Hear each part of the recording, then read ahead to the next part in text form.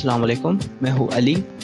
इस video tutorial में मैं आपको डेटा का बेसिक इनपुट एंड आउटपुट करना सिखाना चाहूँगा। स्ट्रिंग C++ में डबल कोटेशन मार्क्स के दरमियान वर्ड्स या सेंटेंसेस को हम कैरेक्टर स्ट्रिंग कहेंगे।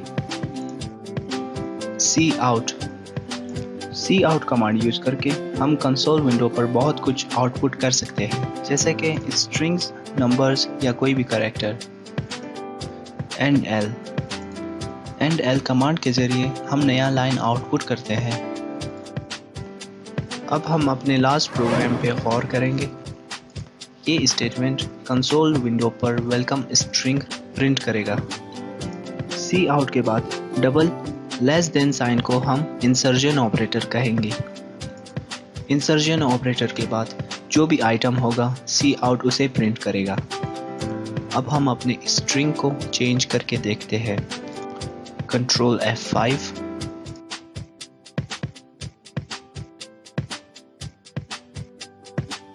हमारे नेक्स्ट स्टेटमेंट में end_l कमांड है। जैसे कि मैंने कहा, end_l command new line output करता है, तो मैं इसे रिमूव करके देखता हूँ।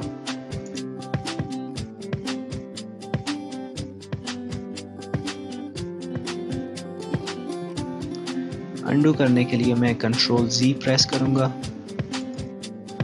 इस स्टेटमेंट के सेमीकोलन को रिमूव करके इंटर प्रेस करूँगा और ये लाइन टाइप करूँगा।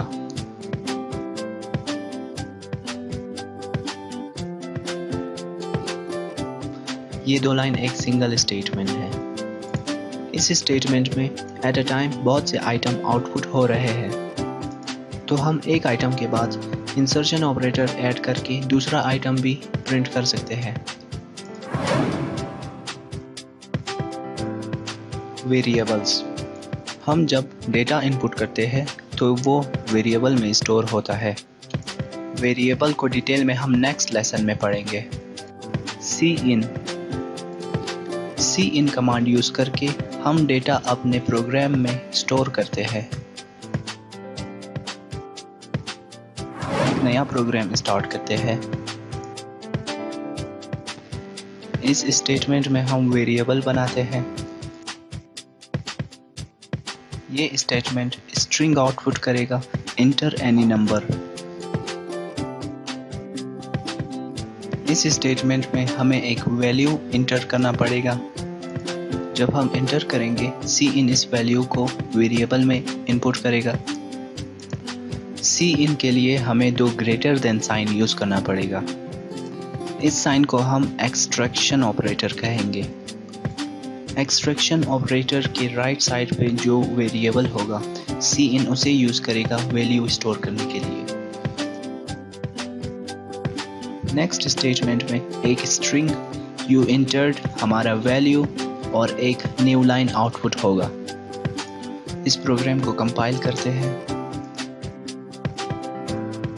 अपना नंबर टाइप करके इंटर दबाएं।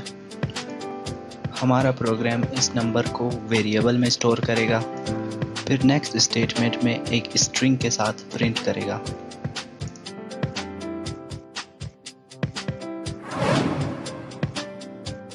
नेम स्पेस, जिस तरह हम विंडोज़ में फोल्डर यूज़ करते हैं, नेम स्पेस का काम भी इसी तरह है।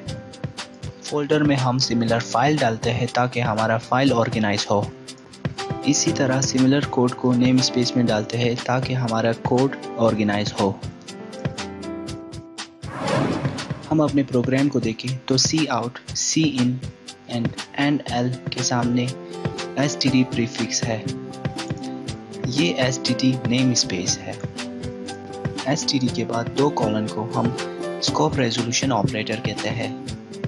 इस ऑपरेटर के राइट साइड पे जो कमांड है वो लेफ्ट साइड के नेम स्पेस में है। For example, cout std name space में है, तो किसी नेम स्पेस का कोई कमांड यूज़ करने के लिए हमें नेम स्पेस का नाम लिखना पड़ेगा, स्कोप रेजोल्यूशन ऑपरेटर, उसके बाद वो कमांड लिखना पड़ेगा।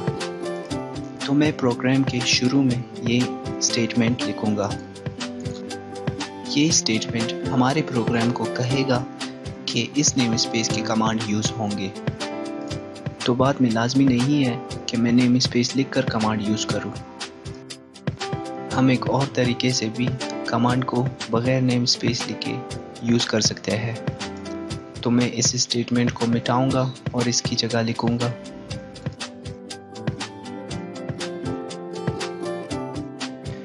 अभी भी अगर मैं इस प्रोग्राम को कंपाइल करूं तो सक्सेसफुली कंपाइल होगा।